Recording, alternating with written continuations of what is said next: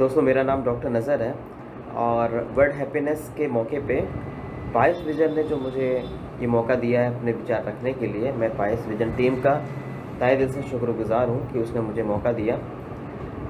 दोस्तों, अभी हाल में संयुक्त राष्ट्र के द्वारा एक सर्वे किया गया जिसमें 156 देशों का सर्वे किया गया उनकी खुशहाली का स्तर जानने के लिए।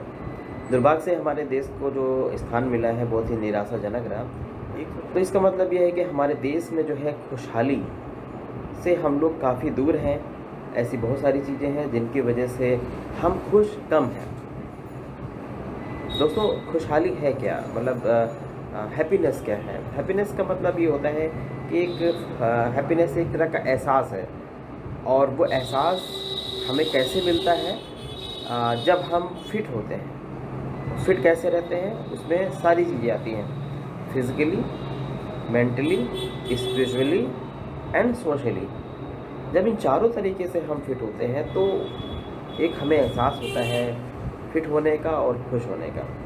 दोस्तों, हम लोग फिज़िकली तो हम लोग काफ़ी ध्यान देते हैं कि हम लोग फिज़िकली तौर पे फिट रहें, इसके लिए अवेयर भी रहते हैं, लेकिन हम लोग मेंटली बिल्कुल अवेयर नहीं रहते हैं। जबकि मोस्टली जो स्ट्रेस है, मोस्टली लोग जो परेशान रहते हैं वो मेंटली स्ट्रेस की वजह से वो परेशान रहते हैं। और वो स्ट्रेस किसी भी वजह से हो सकता है, वो रिलेशनशिप की वजह से हो सकता है, वो बिजनेस से रिलेटेड स्ट्रेस की वजह से हो सकता है, या किसी भी तरीके से की स्ट्रेस से हो सकता है। तो सबसे पहले हमें ये जानना चाहिए कि फाइंड आउट करना चाहिए कि हमारा जो स्ट्रेस है वो है क्या, और उस स्ट्रेस के पीछे का कारण क्या है, और उस स्ट्रेस को हमें ढूंढना चाहिए। उसके बाद जो है उसको सही करने के लिए कोशिश करनी चाहिए। एग्जाम्पल के तौर पे अगर हम आपको बताएं कि अगर आप किसी रिलेशनशिप में हैं और आपकी गलती की वजह से जो दूसरा बंदा है वो आपसे दूर चला गया है, वो आपसे गुस्सा हो गया है,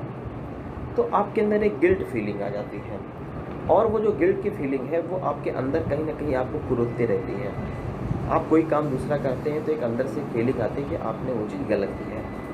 तो आपको करना क्या चाहिए? आपको उस बंदे से पूरे दिल से, पूरे प्रयास से आपको उससे माफ़ी मांगनी चाहिए। जब आप उससे माफ़ी मांग लेते हैं और अगर वो दूसरा बंदा आपको माफ़ नहीं भी करता है, तब भी आप जो है अपने आप को फिर आप माफ़ कर पाएंगे कि हाँ, कम से कम मैंने एक कोशिश तो किया। तो आपके अंदर की जो गिल्ट फीलिंग है वो ख़त्म हो जाएगी। फिर आप अपना जो भी काम है वो सही से कर सकते हैं।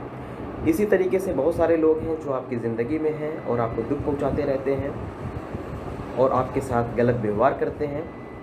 तो आप उनसे माफ़ी मांगने का वेट बिल्कुल मत करें। उनके माफ़ी मांगने से पहले ही आप उनको माफ़ कर दीजिए। हालांकि ये चीज़ काफ़ी कठिन है, लेकिन जब आप इस चीज़ को अचीव कर लेते हैं तो रिलेशनशिप में जो इस तरह की जो प्रॉब्लम आती है, ईगो से रिलेटेड प्रॉब्लम आती है, वो काफ़ी हद तक दूर हो जाती है। इसी तरीके से हर फील्ड में जो भी परेशानियां आ रही हैं, जो भी स्ट्रेस आ रहा है, उनको दूर करने के लिए कोई ना कोई तरीका है। तो उनको आप फाइंड आउट करें और उसको दूर करने की कोशिश करें।